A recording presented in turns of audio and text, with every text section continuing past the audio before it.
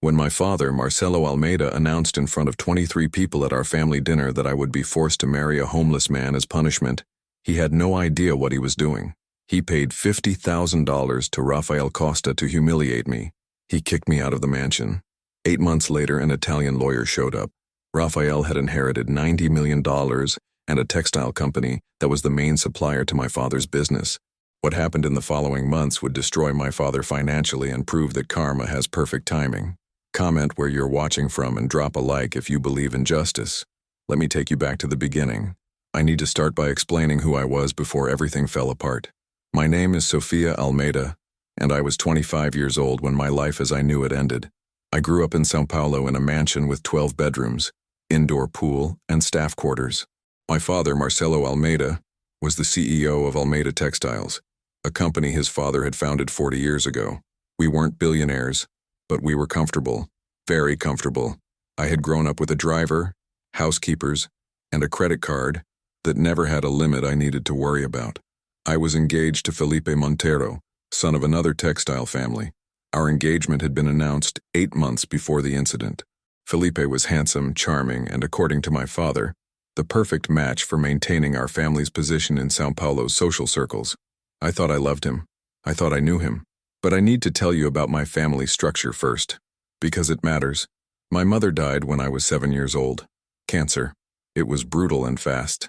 2 years later, my father married Leticia, a woman 15 years younger than him who had worked as his executive assistant. She came with a son from a previous relationship, Diego, who was 3 years younger than me. From the moment Leticia entered our lives, I became invisible in my own home. She redecorated my mother's rooms. She threw away my mother's belongings.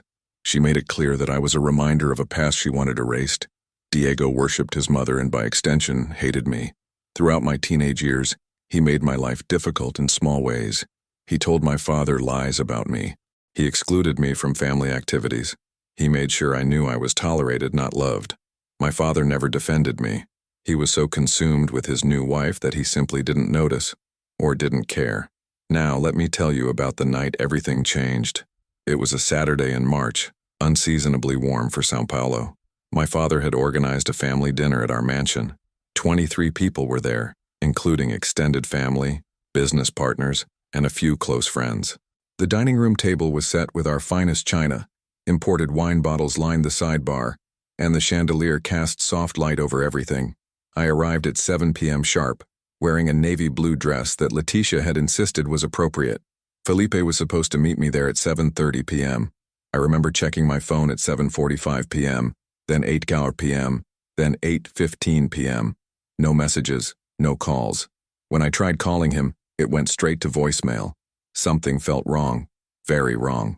At 8:30 p.m., my father stood up and tapped his wine glass with a fork. The room fell silent. Everyone turned to look at him. I assumed he was going to make a toast about the upcoming wedding, maybe announce the date we had finally confirmed for November. Instead, what came out of his mouth changed everything. "Marcelo," my father said, his voice cold and measured. "We need to discuss Sofia's situation." I felt my stomach drop. What situation? I wanted to ask, but no words came out. My father continued.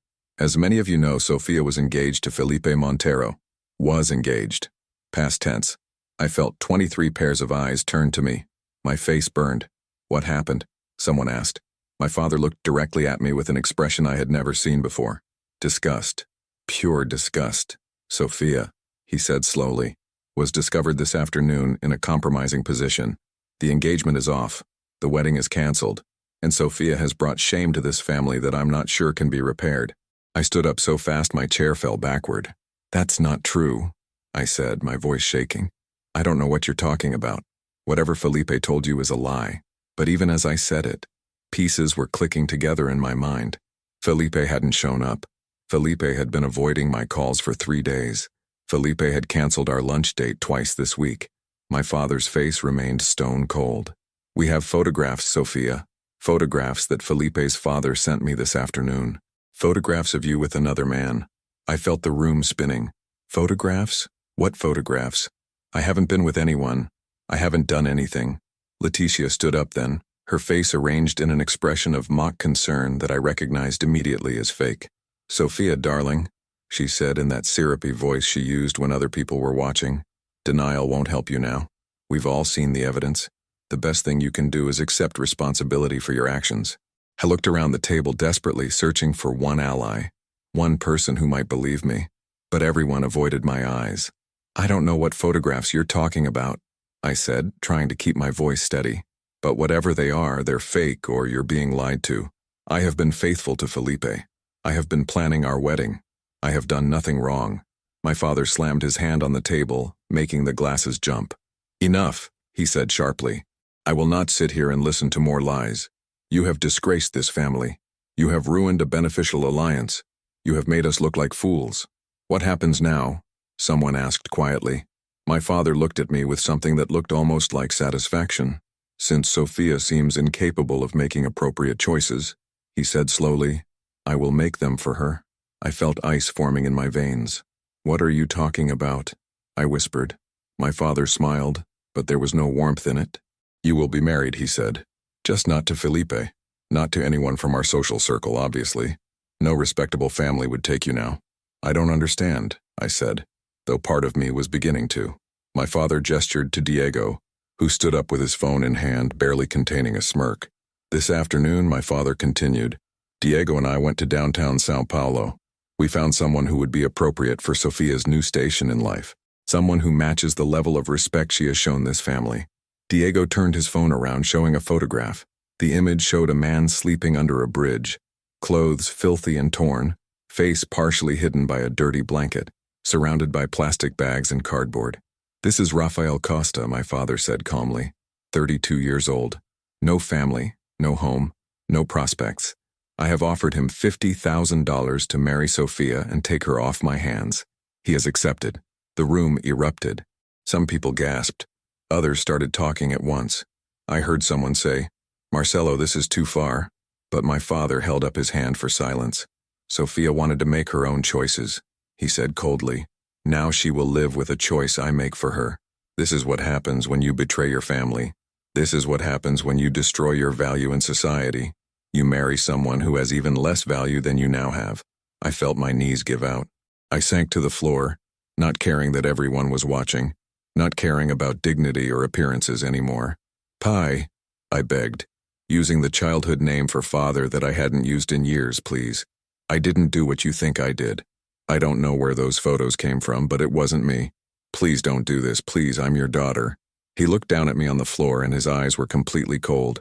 You stopped being my daughter the moment you chose to humiliate this family, he said quietly. The wedding will take place in 1 week. You will move out of this house immediately. You will live wherever Rafael Costa lives, and you will not contact anyone from our social circle again. You are no longer an Almeida in anything but name. Leticia stepped forward then, and I saw it in her face. Triumph. She had been waiting for this moment for years. Any moment to see me destroyed. Sofia, she said sweetly, there's a suitcase already packed for you in your room. Just some basic necessities. Everything else will remain here, as it belongs to the family. I looked up at her through tears. You did this, I said hoarsely. I don't know how, but you did this. Leticia's smile widened, just a fraction. I have no idea what you're talking about, she said innocently. I'm simply heartbroken that you made such poor choices. Diego stepped forward and grabbed my arm, pulling me to my feet roughly. Come on, he said loudly enough for everyone to hear. Let's get you packed up. The shame train is leaving. Several people laughed nervously. Nobody defended me. Nobody stood up. Nobody questioned whether any of this was real or right or legal. They just watched as I was dragged out of my own home. Within an hour, I was standing on the front steps of the mansion with one suitcase, the clothes on my back, and $200 in cash that Diego had thrown at me with a smirk. My father stood in the doorway, backlit by the warm light from inside. Last chance. I tried one more time. Please believe me. Please don't do this. He said nothing. He just closed the door in my face. I heard the lock click. That sound, that single click of a lock, felt like the end of everything I had ever known. I found out later what had really happened. But that night, standing on those steps, I had no idea. I had no idea that Felipe had been having an affair with Leticia for 6 months. I had no idea that they had been planning to get rid of me so they could be together without complications. I had no idea that the photographs were fake, created by someone Diego knew who was good with Photoshop. I had no idea that this entire evening had been orchestrated specifically to destroy me as completely as possible. All I knew was that I had nowhere to go, no one to call, and in 1 week, I was supposed to marry a homeless man my father had paid to humiliate me. I spent that first night in a cheap motel near the bus station. The room cost $35. It smelled like cigarettes and bleach. The sheets were scratchy. The bathroom had mold in the corners. I sat on the edge of the bed and cried until I had no tears left. Then I cried some more. I tried calling friends. Every single one sent my call to voicemail. I tried calling my aunt, my father's sister. She answered, listened to me for exactly 45 seconds, then said, "Sofia, your father warned us you might try to manipulate the story. I'm sorry, but I can't help you." She hung up. By 2 a.m. I understood the full scope of what my father had done. He hadn't just kicked me out. He had systematically destroyed every support system I had. He had contacted everyone I knew. He had told them his version of events. He had made sure that when I reached out, every door would be closed. I was completely alone with no resources, no allies, and no way to defend myself. The next morning, Diego called me. "The wedding is scheduled for next Saturday at 10 a.m. at the registry office," he said cheerfully. "Rafael will meet you there. Dad says if you don't show up, he'll report you to the police for theft. Apparently some of Mom's jewelry went missing and you were the last person to have access to her room." I felt sick. "That's a lie," I said. "I never touched her jewelry." Diego laughed. "Doesn't matter if it's true or not. Dad's got enough influence to make your life even more difficult than it already is. I'd show up if I were you." He hung up. I showed up. The registry office was in a run-down part of downtown São Paulo.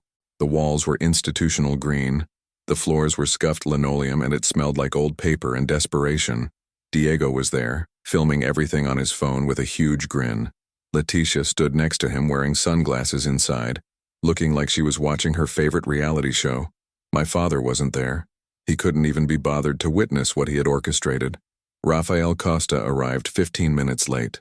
He was exactly as he looked in the photograph, dirty, thin, wearing clothes that were 3 sizes too big and had holes in multiple places. His hair was matted. His hands were calloused and scarred. He smelled like he hadn't bathed in weeks. When he walked in, the registry clerk actually took a step back. Rafael looked at me for a long moment. I looked back at him. Neither of us spoke. What was there to say? We were both pawns in my father's cruel game. The only difference was that he was getting paid $50,000 and I was losing everything. The ceremony took 11 minutes. We signed papers. We didn't exchange rings because I didn't have one, and he certainly didn't. We didn't kiss. When the clerk said, "You may kiss the bride," Rafael just looked at me and said quietly, "I don't think that's necessary." I nodded. Diego recorded everything, laughing intermittently. Leticia actually clapped when we were pronounced husband and wife, like she was watching a particularly satisfying scene in a movie. As we walked out, Diego called out, "Hey, Rafael, where are you taking your beautiful bride for the honeymoon?" Rafael didn't respond. He just started walking. I followed him because I had absolutely nowhere else to go. We walked for 40 minutes through parts of São Paulo I had never seen before. Parts where the buildings leaned, where trash piled up in corners, where people slept in doorways. Finally, Rafael stopped in front of a building that looked like it should have been condemned. "This is it," he said. "This is where I live." The building was 5 stories tall, crumbling concrete, windows covered with cardboard or nothing at all. We climbed stairs that smelled like urine and mold. On the 3rd floor, Rafael unlocked a door that barely hung straight on its hinges. "Welcome home," he said without irony. The apartment was 1 room, maybe 15 square meters total. There was a mattress on the floor with a thin blanket. A hot plate sat on an upside-down crate. A broken mirror hung on the wall. The bathroom was shared with the entire floor and was down the hall. The walls had water damage and holes. There was no furniture, no refrigerator, no closet. I stood in the doorway with my suitcase, and something broke inside me. This was my life now. This was what I had been reduced to. This was my punishment for crimes I didn't commit, orchestrated by people who were supposed to love me. I set down my suitcase, walked to the corner, slid down the wall, and sobbed. Rafael didn't try to comfort me. He just sat on the other side of the room and waited until I was done. When I finally stopped crying, he spoke. "Look," he said quietly, "I don't know what you did or didn't do. Your brother told me you cheated on your fiancé and your family disowned you. I don't know if that's true. What I do know is that your father offered me more money than I've seen in my entire life to marry you, and quote-unquote, make sure you understand what it means to have nothing. Those were his exact words. I took the money because I'm not an idiot, but I'm not going to torture you or whatever he thinks I'm going to do. We'll coexist until you figure out your next move. I looked at him, really looked at him for the first time. Under the dirt and the desperate circumstances, there was something in his eyes. Not cruelty, not the satisfaction I had seen in my father's face or Letitia's face, just exhaustion and survival instinct. I didn't cheat on anyone, I said hoarsely. I don't know what photos they showed people, but whatever they were faked. My stepmother has been trying to get rid of me for years. This was her perfect opportunity. Rafael nodded slowly. That makes more sense, he said. I was wondering what kind of person would cheat on a rich fiancé and still somehow end up being the victim in the story. Families can be brutal. Trust me, I know. That was the moment something shifted. Not into friendship, not into anything romantic, just into mutual recognition. We were both survivors of different kinds of cruelty. We were both pawns who had been sacrificed by people with more power. That first week was hell. I had never lived without air conditioning, without hot water, without space. The mattress smelled like mildew. The heat was unbearable during the day because there was no ventilation. At night, I could hear everything, fighting in other apartments, babies crying, people coming and going at all hours. I couldn't sleep. I couldn't eat. I lost 8 pounds in 7 days.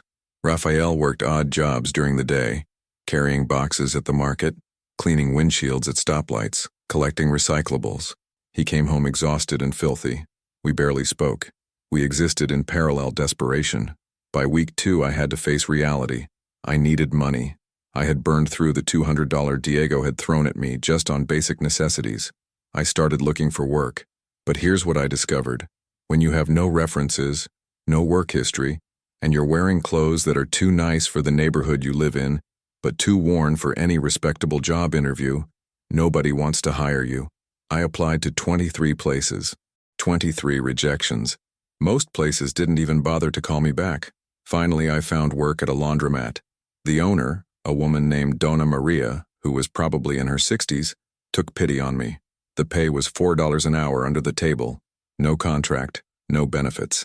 I worked from 6 a.m. to 2 p.m., 6 days a week. My hands cracked and bled from the hot water and harsh detergents. My back ached from lifting wet laundry. I came home smelling like other people's sweat and cheap soap. But it was money. It was survival. Rafael and I developed a routine. He worked his odd jobs. I worked at the laundromat. We pooled our money for rent, which was $180 a month for that terrible room. We bought food from the cheapest market we could find. Rice, beans, cheap cuts of meat, whatever vegetables were about to go bad and got discounted. We learned to make $20 feed us for 4 days. We learned which restaurants threw out still good food at the end of the night. We learned which community centers offered free meals twice a week. We learned how to survive.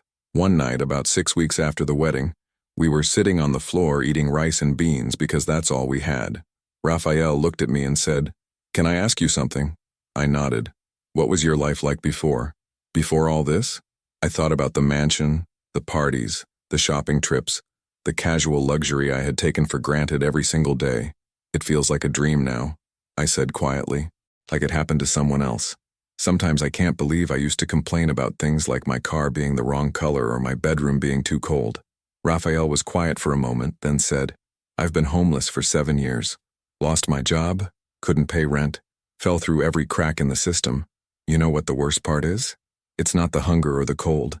It's the way people look at you, like you're not human anymore, like you're a problem to be solved or ignored. Your father looked at me like that when he found me under that bridge, like I was a tool he could use." I felt anger rising in my chest, not at Rafael, but at everyone who had created these circumstances. "I'm sorry," I said. "I'm sorry that happened to you. I'm sorry my father treated you like that. You deserved better." We both did.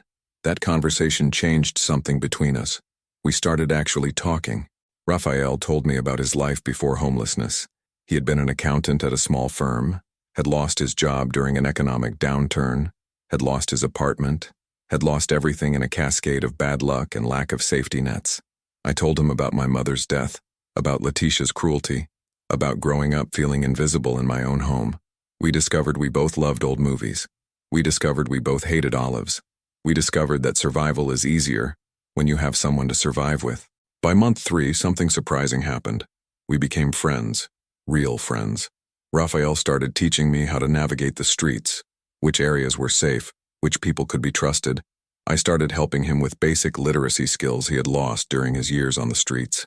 We laughed sometimes, usually at the absurdity of our situation. We cried sometimes, usually late at night when the weight of everything became too much. But we survived together, and that made all the difference. Month 4 brought our first real crisis. The building owner decided to raise rent to $280 a month. We couldn't afford it. We sat on that disgusting mattress and tried to figure out what to do. We could find somewhere cheaper, Rafael said. But honestly, anywhere cheaper than this is going to be dangerous. Like, really dangerous. We counted our money. $127 between us. Rent was due in 9 days. We're not going to make it, I said flatly, even if we both pick up extra work. Rafael looked at me seriously. There's one option, he said slowly. I still have most of the money your father paid me. I've been keeping it hidden. I've been living like this anyway, so I haven't touched it. We could use some of it. I stared at him. Why would you do that? I asked. You don't owe me anything. That money is yours. You earned it by agreeing to this nightmare. Rafael smiled sadly. Sofia, we're married. I know it's not real in any way that matters, but technically we're partners. Besides, he added, you're the first person in 7 years who has treated me like a human being. That's worth more than money. We used $200 of Rafael's money to pay the increased rent and buy food for the next 2 weeks. I cried that night, not from sadness, but from the overwhelming feeling of being seen and valued by someone when everyone else had thrown me away. Month 5 was when Diego found us. He showed up at the building with his phone out, recording everything. He had apparently spent weeks tracking me down because he wanted content for his social media. He found our building, climbed those disgusting stairs, and knocked on our door at 7 a.m. on a Saturday. When Rafael answered, Diego pushed past him and started filming the room. This is where my sister lives now, he announced to his phone. Look at this place. Look at how far she's fallen. This is what happens when you disrespect your family. I was sitting on the mattress, having just woken up. I looked at Diego with such hatred that I surprised myself. Get out, I said quietly. Diego laughed. Or what? You'll call security? Oh, wait. You don't have security anymore. You don't have anything anymore. He panned the camera around the room slowly, making sure to capture every awful detail. This is perfect, he said gleefully. My followers are going to love this. Proof that karma is real. Rafael stepped in front of the camera. Leave, he said firmly. Now. Diego looked at him with amusement. Or what? You'll fight me? Please. I could have you arrested for threatening me. Rafael didn't move. Get out of our home, he repeated. Diego took a step closer to Rafael, and I saw something shift in Rafael's stance. He wasn't aggressive, but there was a quiet strength that made Diego hesitate. Fine, Diego said, backing toward the door. I got what I came for anyway. Have fun in your palace, Sofia. He left, laughing. 2 hours later, I was tagged in an Instagram video that Diego had posted. It had been filmed in our apartment with a caption that read, When you betray your family and end up where you belong. My sister's new lifestyle. Don't feel bad for her. She chose this. The video already had 4,200 views and hundreds of comments, most of them mocking me, calling me names, saying I deserved everything I got. Some people from my old social circle commented with laughing emojis. I watched my humiliation being shared across São Paulo in real time. Rafael found me crying in the shared bathroom an hour later. He sat down on the filthy floor next to me and didn't say anything for a long time. Finally, he spoke. My uncle used to tell me something, he said quietly. He said that people who need to humiliate others to feel powerful are the weakest people in the world, because their power is an illusion. It depends entirely on someone else's pain. The moment you stop caring what they think, their power evaporates. I looked at him. How do I stop caring, I asked, when the whole world is watching me suffer? You don't stop caring, he said. You just start caring more about surviving than about their opinions. It's not about being strong. It's about being stubborn, deciding that you'll outlast them just to prove a point. That conversation stayed with me. Over the next few weeks, I stopped checking social media. I stopped caring what people from my old life thought. I focused on work, on putting one foot in front of the other, on making it through each day. Rafael and I developed routines that felt almost normal. We cooked together. We watched movies on his broken phone. We played cards with a deck we found in the community center. We built a life from nothing, and somehow it started to feel like something. Month 6 brought an unexpected change. Donna Maria at the laundromat promoted me to supervisor. It came with a raise to $6 an hour and slightly better hours. It wasn't much, but it meant we could buy meat more than once a week. It meant I could replace my worn-out shoes. It meant tiny improvements that felt massive when you had started with nothing. Rafael also got more consistent work helping a local vendor set up and break down his produce stand every day. Between both our incomes, we were actually starting to breathe a little bit. We celebrated my promotion by buying actual pizza from a restaurant instead of eating leftovers we found. We sat on that mattress, eating lukewarm pizza, and Rafael said, "You know what's weird? I'm happier now than I was in my old life." I looked at him in surprise. How is that possible? We're living in absolute poverty. He thought for a moment. Because it's real, he said. Everything in my old life was about appearances and climbing ladders and impressing people I didn't even like. This is hard. This is brutal, but it's honest. And you're here, which makes it bearable. I felt something shift in my chest. Something I wasn't ready to name yet but couldn't ignore. Month 7 was when things got more complicated. Not in a bad way, but in a way that made everything more real. Rafael and I had gotten closer over the months. We held hands sometimes when we walked through dangerous neighborhoods. We leaned against each other when we were tired. Small touches that meant comfort and safety. One night, sitting on that mattress watching a movie on his phone, Rafael turned to me and said quietly, "Sofia, can I tell you something?" I nodded. "I know this marriage started as your father's punishment," he said. "I know neither of us chose this. But if I had to choose someone to go through hell with, I'd choose you. Every single time." I looked at him. Really looked at him. Somewhere over 7 months, the dirty homeless man my father had paid to humiliate me had become my best friend, my partner, my safe place in a cruel world. "I'd choose you too," I said softly. We didn't kiss that night. We just sat closer, his arm around my shoulders, my head on his chest, and watched the rest of the movie. But something had shifted between us from survival partnership to something that felt like the beginning of actual love. Month 8 started like any other. Rafael left for work at 6 a.m. I left for the laundromat at 5:45 a.m. We had developed a routine: kiss each other's foreheads goodbye, promise to be safe, meet back at the apartment by 3 p.m. It was a Thursday. I remember because Thursdays were the day the laundromat was least busy, which meant I could sometimes leave 20 minutes early. I was walking home, thinking about what I could cook for dinner with the $12 we had left until payday, when I heard shouting from our building. As I got closer, I saw a small crowd gathered outside. I pushed through and saw Rafael standing in front of our building talking to a man in an expensive suit. The man was holding a briefcase and looked completely out of place in our neighborhood.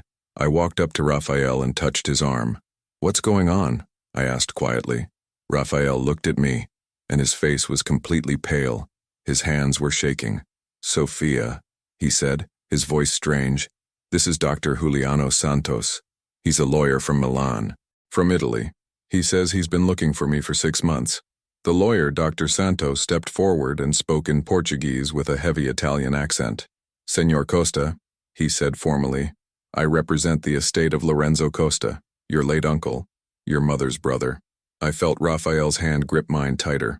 "I don't have an uncle," Rafael said. "My mother died when I was 6.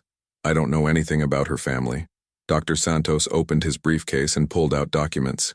"Your mother, Isabella Costa, was born in Milan," he explained. "She moved to Brazil when she was 22 and cut contact with her family after a disagreement.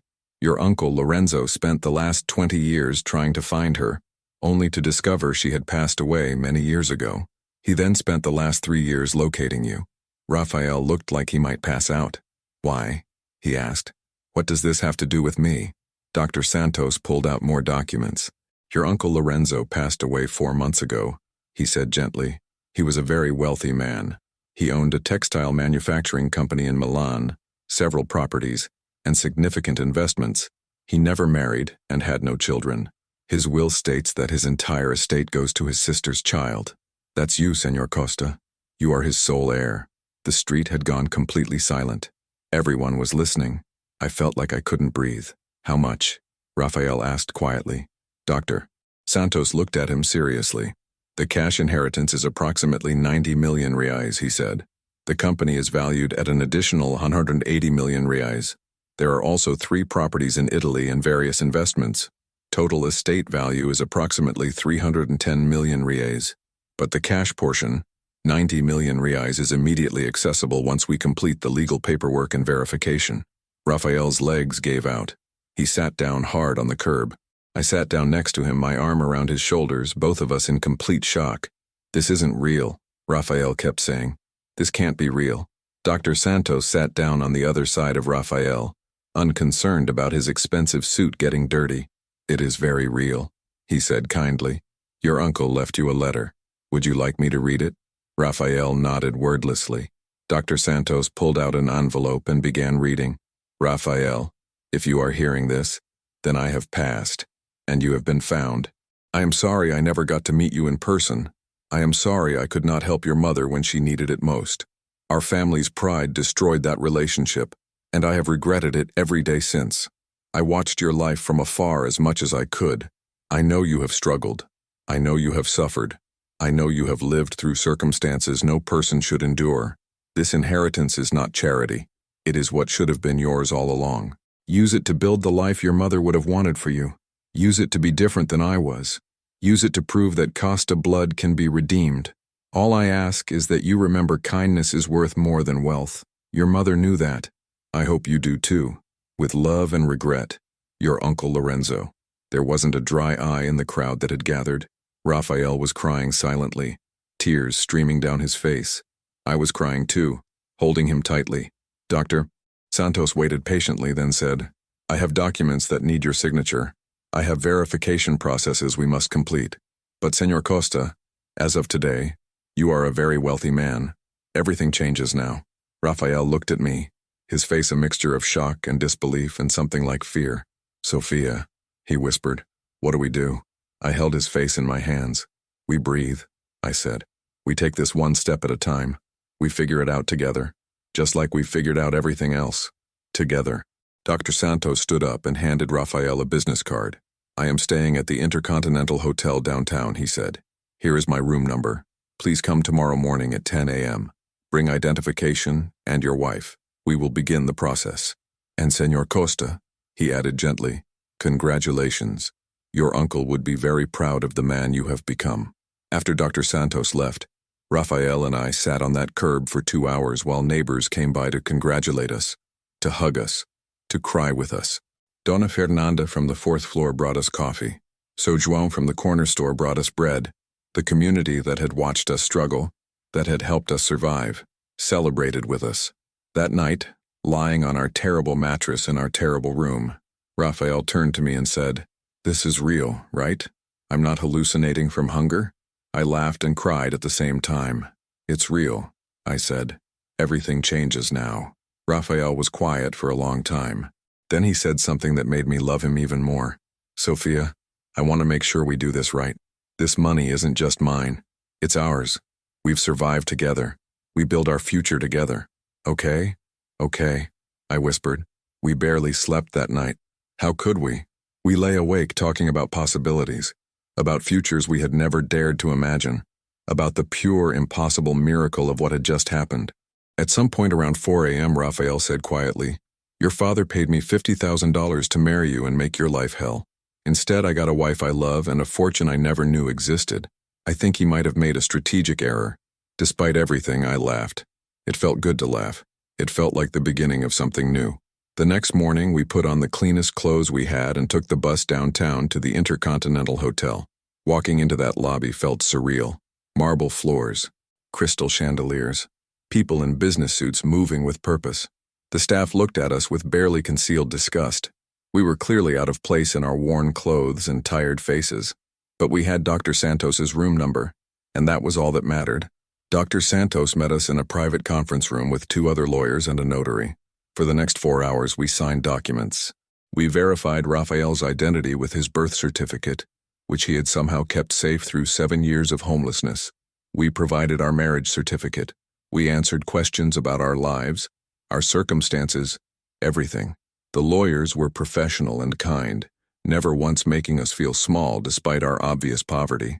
Finally, Dr. Santos slid a black credit card across the table to Rafael. "This is linked to a new account we have established in your name," he said. "There is currently 5 million reais in this account for immediate expenses while we finalize the full inheritance transfer. The remaining 85 million will be transferred within 45 days once all Italian legal requirements are completed." Rafael stared at the card like it might explode. 5 million, he repeated. "Just for expenses." Dr. Santos smiled. "Senor Costa, you are going to need appropriate housing, transportation, clothing, and various other necessities. 5 million should cover your immediate transition period." Rafael looked at me. His hand was shaking as he picked up the card. "What do we do first?" he asked me.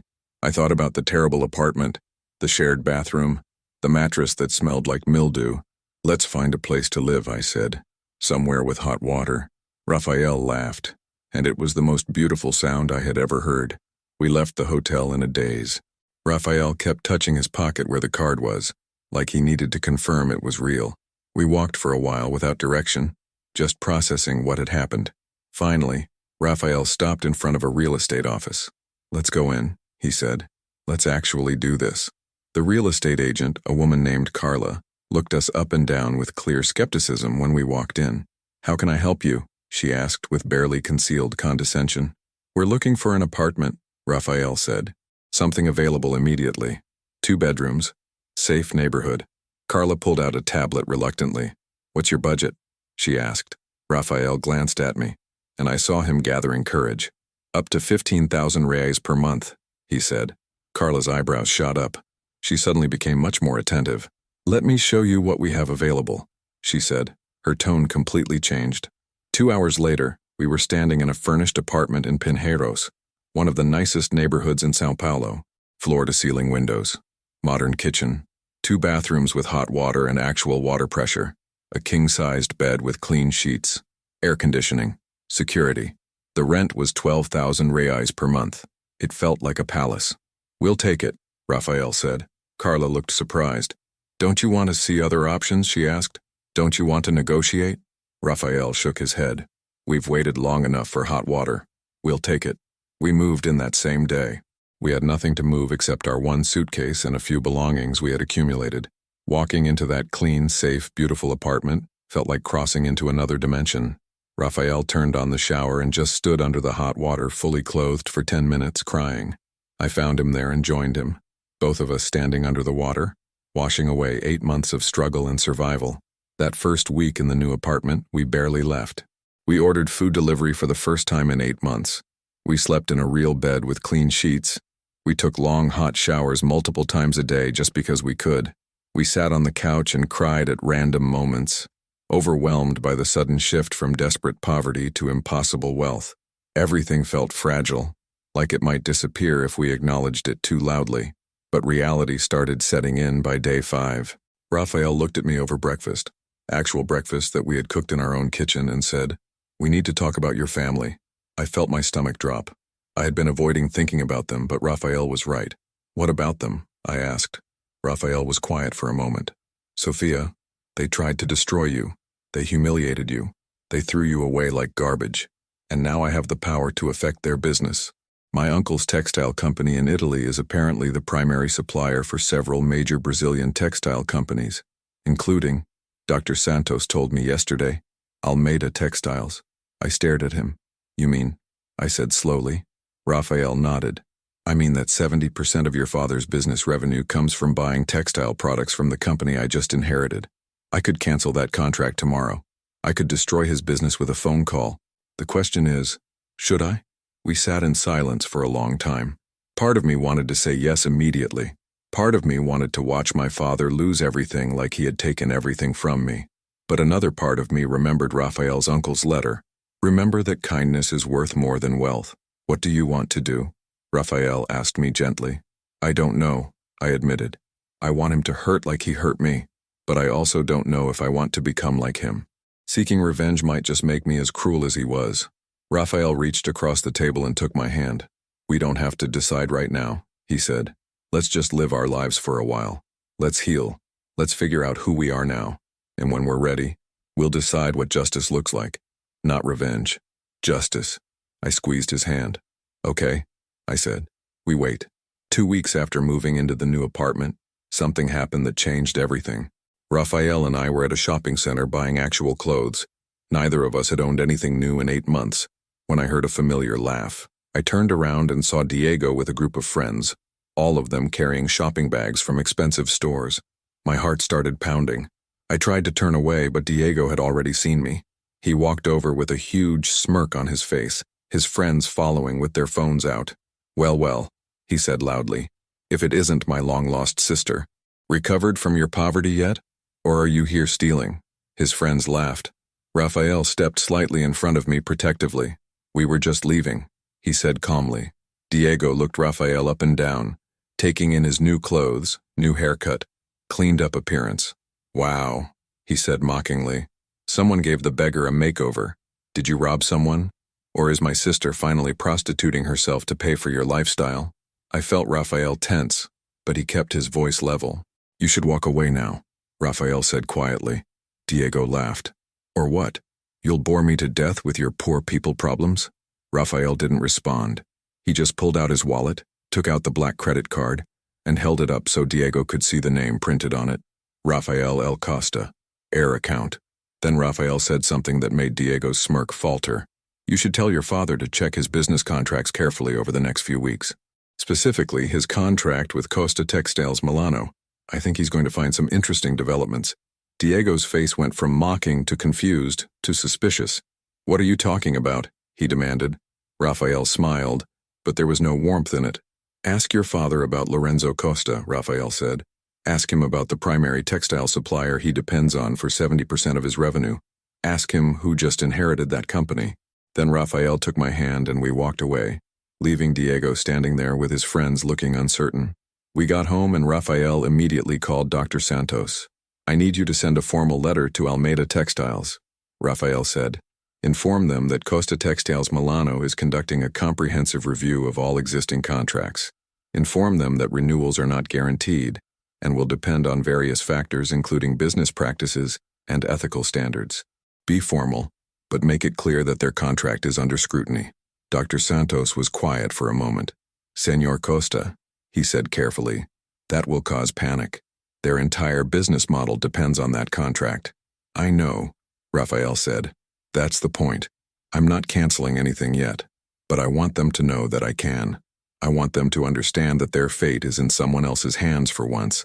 Send the letter. 3 days later, my phone rang. I hadn't changed my number because honestly I had forgotten I even had the same number. Nobody had called me in 8 months except Rafael and Donna Maria from my old job. I looked at the screen. Pi, my father. My hand started shaking. Rafael saw my face and came over immediately. It's my father, I said. He's calling me. Rafael took my hand. You don't have to answer, he said. But if you do, I'm right here. I answered on the 6th ring. Sofia, my father's voice said. He sounded strained. We need to talk. About what? I asked, my voice surprisingly steady. My father was silent for a moment. I received a letter from Costa Textiles Milano, he said. They're reviewing our contract. They're implying it might not be renewed. Sofia, our entire business depends on that contract. If they cancel, we'll lose everything. Is this you? Did you do this? I felt a strange calm settle over me. Did I do this? I repeated. Pi, you threw me out with one suitcase. You forced me to marry a homeless man as punishment for something I didn't do. You paid him to humiliate me. You let Diego film me living in poverty and post it online. You turned everyone I knew against me. You destroyed my life because of fake photographs that your wife and her son created. And you're asking if I did this? There was a long silence. Those photographs, my father said finally, his voice different. Leticia told me. Sofia, it doesn't matter now, I cut him off. It doesn't matter what you believe or don't believe. What matters is that my husband, Rafael Costa, is the sole heir to Lorenzo Costa's fortune and business empire, the same business that you depend on. And right now, he's deciding whether companies with your ethical standards deserve to continue partnerships. My father's breathing was heavy on the line. Sofia, please, he said. I made mistakes, terrible mistakes. But this will destroy everything my father built, everything our family has. I thought about the tiny apartment, the shared bathroom, the nights crying on a filthy floor, the humiliation, the abandonment. Then I thought about Rafael's uncle's letter about kindness being worth more than wealth. I'm not making any decisions, I said finally.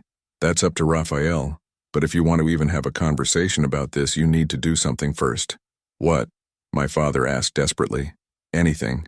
You need to tell the truth, I said, publicly, about the photographs, about what really happened, about what Leticia and Diego did. You need to admit that you destroyed your daughter's life over lies, and you need to do it where everyone can see it. Only then will Rafael even consider a meeting. There was a long pause. I'll do it, my father said finally. I'll do whatever it takes. I hung up without saying goodbye. Rafael looked at me with concern. Are you okay? He asked. I don't know, I said honestly, but I think we just started something that can't be stopped. Rafael pulled me close. We decide how this ends, he said firmly. Not them, us. We choose justice, not revenge. I nodded against his chest. Justice, I repeated, not revenge. 4 days later, my father posted a statement on his personal Facebook page and his company's social media. It was 847 words long. I read it 3 times, barely believing what I was seeing. He admitted everything. He admitted that the photographs were fabricated by Leticia and Diego.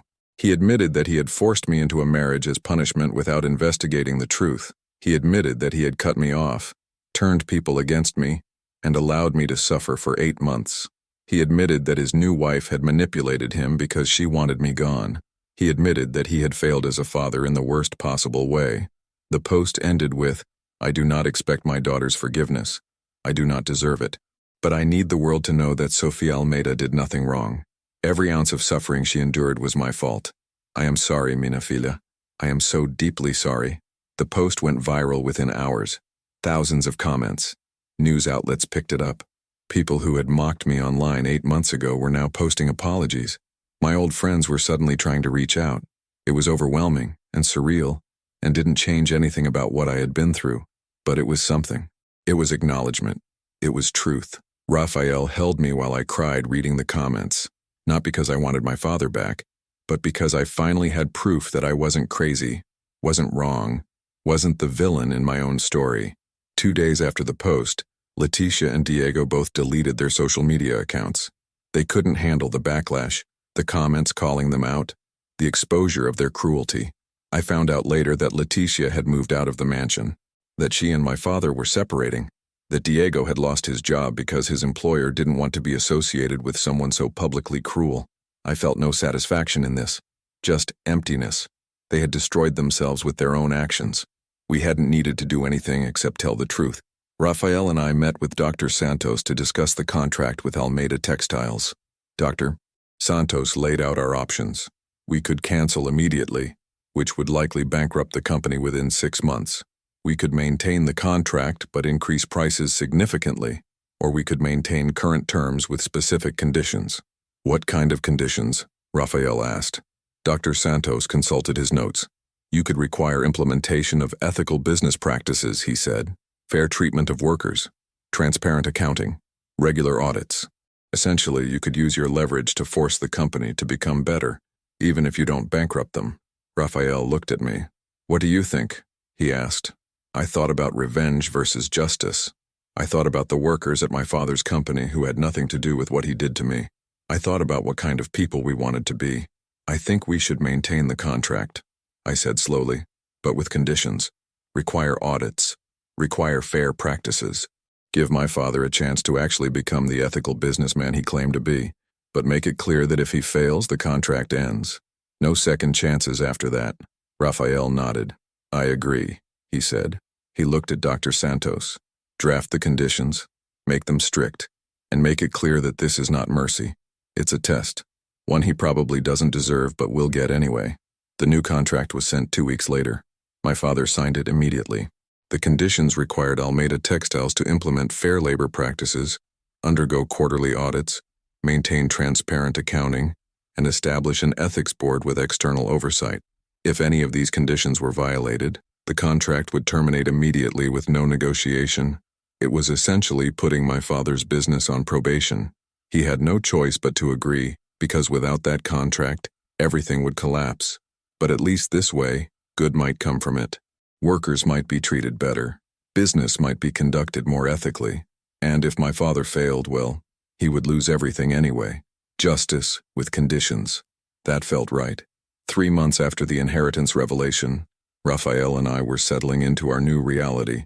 We had bought a house. Nothing ostentatious, just a comfortable 3-bedroom place with a garden. Rafael had enrolled in business courses to learn how to properly manage his inherited company. I had started taking art classes again, something I had loved before my father destroyed my life. We were healing slowly, building a future that neither of us had imagined possible. One afternoon, Rafael came home with a strange expression on his face. "What's wrong?" I asked. He sat down next to me on the couch. "I've been thinking about something," he said. "When we lived in that terrible apartment, our neighbors helped us. Dona Fernanda brought us food. Seu Juan gave Rafael extra work. The community supported us when we had nothing. I want to do something for them." "What are you thinking?" I asked. Rafael pulled out his laptop and showed me plans he had been working on. "I want to buy the building," he said. "I want to renovate it completely, make it actually livable, lower the rent to affordable rates, and I want to create a community center on the ground floor with resources for people who are struggling like we were." I looked at the plans and felt my eyes well up. "This is perfect," I said. "This is exactly right." Rafael smiled. "There's more," he said. "I want to hire Dona Maria to run the community center. Give her a real salary and benefits. She gave you a chance when nobody else would.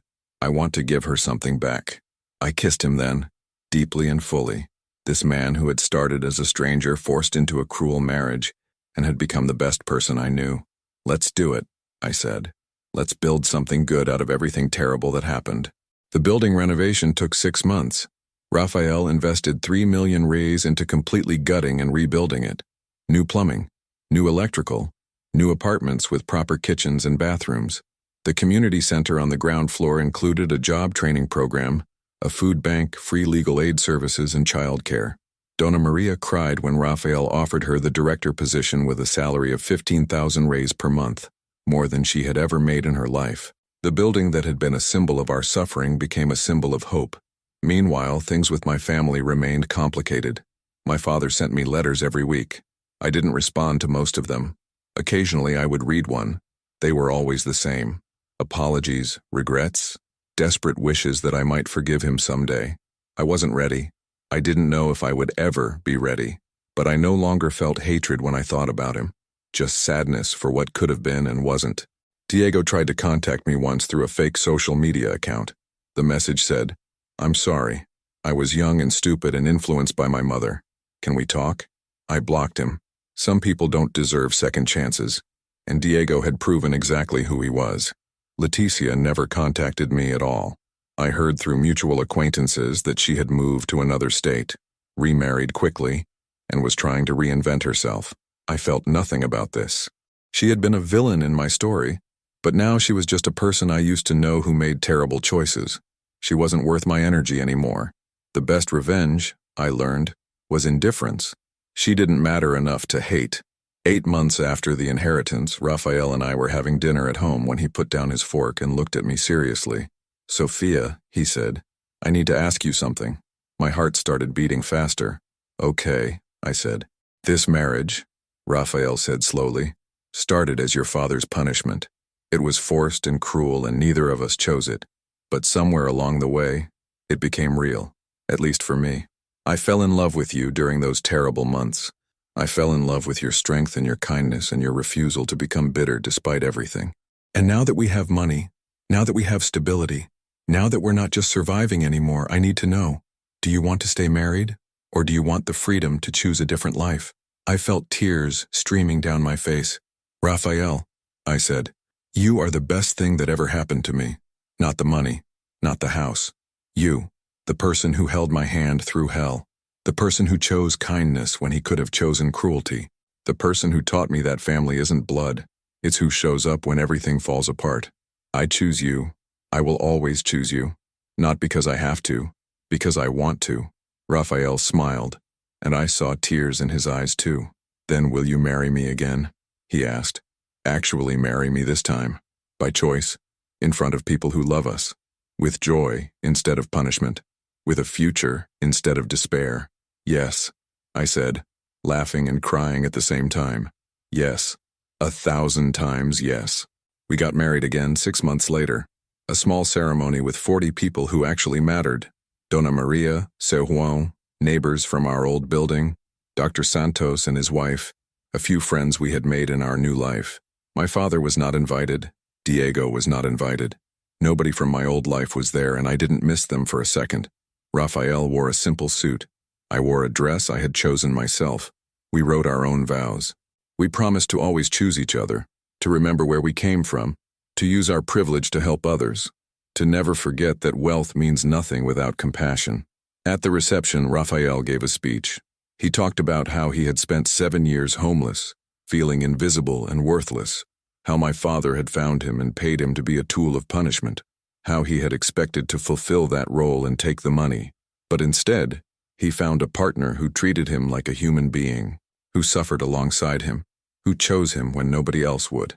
This woman, Rafael said, his voice breaking, taught me that dignity has nothing to do with bank accounts, that worth has nothing to do with addresses, that love isn't about finding someone perfect. It's about finding someone who chooses you even when the whole world says you have no value. Sofia, you saved me long before any inheritance, and I will spend the rest of my life making sure you know that you are valued, cherished, and loved. Not because of what you came from, because of who you are. There wasn't a dry eye in the room. I stood up and hugged him, both of us crying, both of us so grateful for the impossible journey that had brought us here. That night, dancing with my husband, my real husband, chosen and loved, I thought about the girl I had been 8 months ago, broken, abandoned, desperate. I thought about how she had survived by being stubborn and finding someone equally stubborn to survive with. And I thought about how sometimes the worst thing that happens to you becomes the door to the best thing.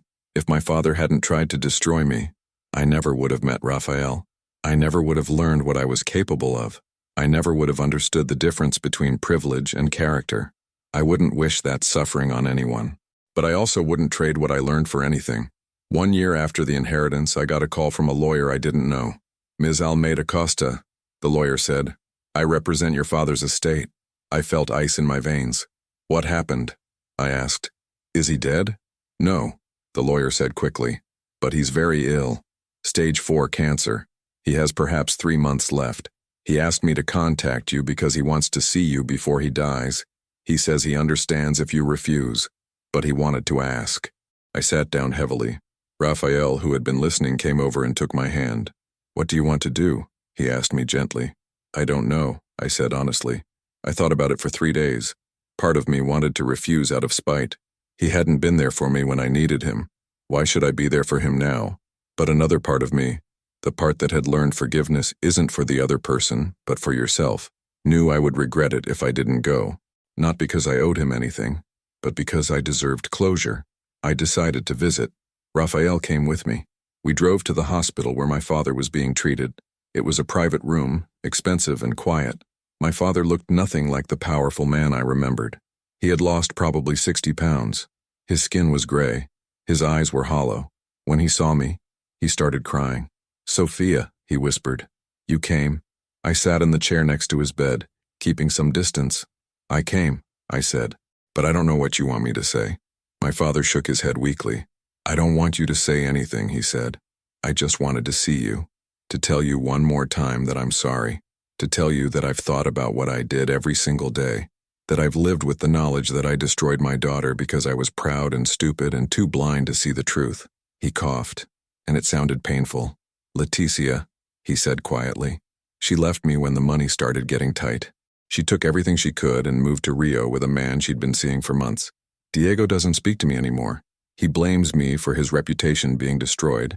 I'm dying alone because of choices I made, and I deserve it. I looked at this man who had been a giant in my childhood, who had become a villain in my adulthood, and who was now just a broken person facing death. I should have believed you, my father said, his voice breaking. You were my daughter, my child. And I should have believed you. I'm sorry, Sofia. I'm so sorry. I felt tears on my face, but they weren't tears of sadness. They were tears of release. I know, I said simply. My father looked at me with surprise. You forgive me? He asked, hope in his voice. I shook my head. I don't know if I forgive you, I said honestly. Maybe someday, maybe never, but I'm not carrying anger anymore. I'm letting it go. Not for you, For me. Because I deserve peace. We sat in silence for a while. Then my father asked quietly, "Are you happy?" I looked at Rafael, who was standing by the window giving us space but ready to support me if I needed it. "Yes," I said. "I'm happy. Against all odds and despite everything you tried to do to destroy me, I found happiness. I found love. I found purpose. So in a way, I should thank you. You tried to break me, but instead you just broke away everything that wasn't strong." My father smiled sadly. "That man," he said, gesturing to Rafael, "the one I paid to hurt you, he's a good person. Better than me. You chose well." "I didn't choose him," I corrected gently. "You did. You just didn't realize you were giving me the greatest gift instead of the worst punishment." I visited my father twice more before he died. They weren't emotional reunions. They were quiet conversations about small things, memories of my mother, stories from his childhood, regrets about the father he could have been. I didn't pretend we had healed our relationship. We hadn't. Too much damage had been done. But I gave him the kindness of not dying completely alone, and that was enough. When he passed, I didn't cry. I felt sad for what could have been, but I didn't feel grief. I felt closure. Rafael held me through it all, never pushing me to feel anything I didn't feel, just being there steadily and solidly, like he always was. My father's will left everything to me. The house, the business, whatever money remained. I was shocked. "I don't want it," I told Rafael immediately. "It feels like blood money." So we decided together what to do with it. We sold the house and donated the money to organizations that help homeless people and domestic violence survivors. We restructured Almeida Textiles, put professional management in place, and turned it into a worker-owned cooperative where employees had equity and decision-making power. It became a model for ethical business practices. My father's legacy became something good, despite his worst intentions. 2 years after the inheritance, Rafael and I were invited to speak at a business conference about ethical wealth management and second chances. Standing on that stage, looking out at hundreds of successful people, I told our story. I told them about being forced into marriage as punishment, about living in poverty, about the miracle of an inheritance that changed everything.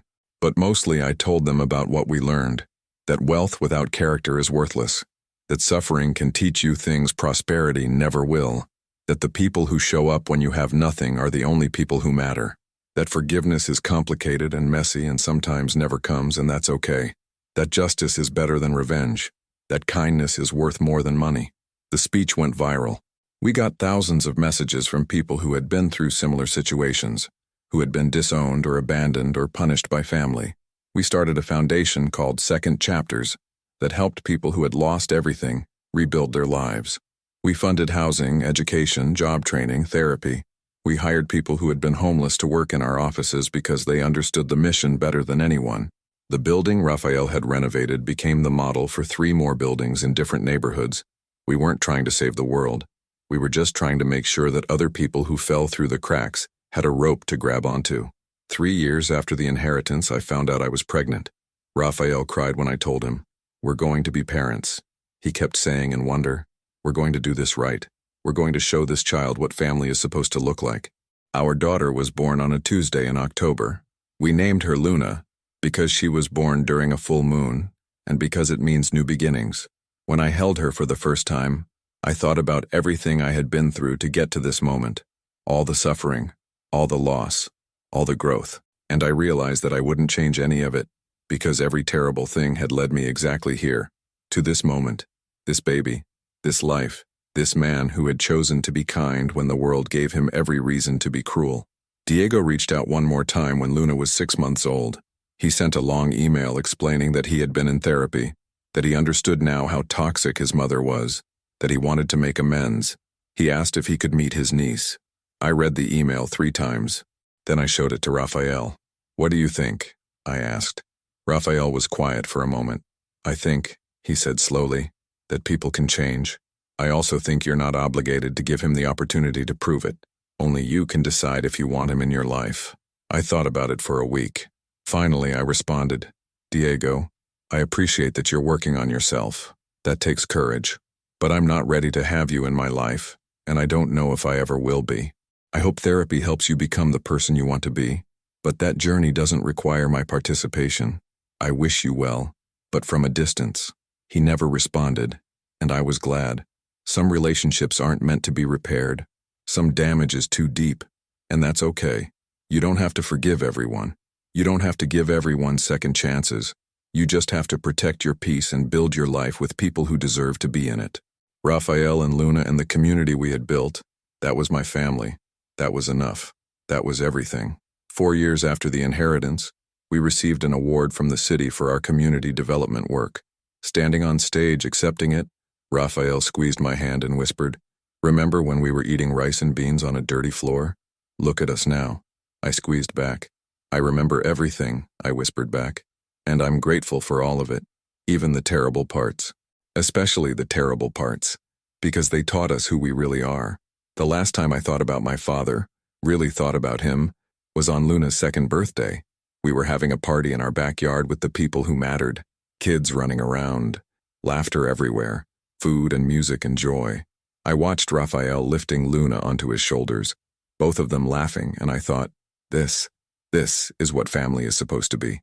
Not blood, not obligation, not punishment when you step out of line, just love, just choice, just showing up every day and choosing each other again and again. My father never understood that. He thought family was control and appearances and maintaining power. He died, never understanding what he had lost.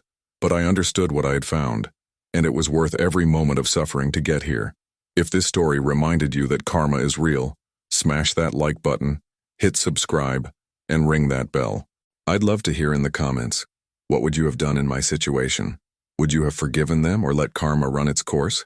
Thank you for watching, and remember, the people who try to break you often end up showing you exactly how strong you are. Sometimes the worst punishment someone can give you becomes the greatest gift you never knew you needed. Your worth isn't determined by who abandons you. It's determined by how you survive being abandoned. And survival? Survival with grace and kindness despite everything? That's the real victory. See you in the next one.